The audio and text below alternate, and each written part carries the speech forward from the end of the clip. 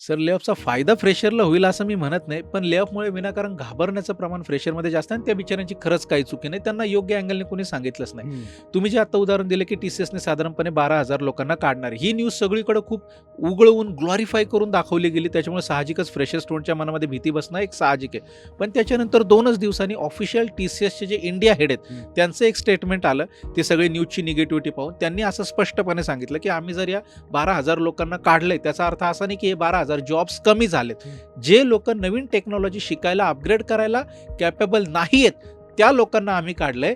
ते जॉब्स त्या जॉबचा काउंट हा आहेच, तिथे दुसरे टीम मेंबर काम करणार आहेत किंवा दुसऱ्या लोकांना आम्ही हायर करणार आहे. Okay, okay. So industry grow करते. त्या 12,000 लोकांना काढलं, त्याचा असा चुकीचा अर्थ दाखवला गेला, की 12,000 जॉब कमी झाले. नाही, जॉब ते आहेतच, त्याच्यापेक्षा जास्तही वाढणार आहे. पण हे पॉझिटिव्ह स्टेटमेंट कुठल्याच मीडियाने दाखवलंच नाही.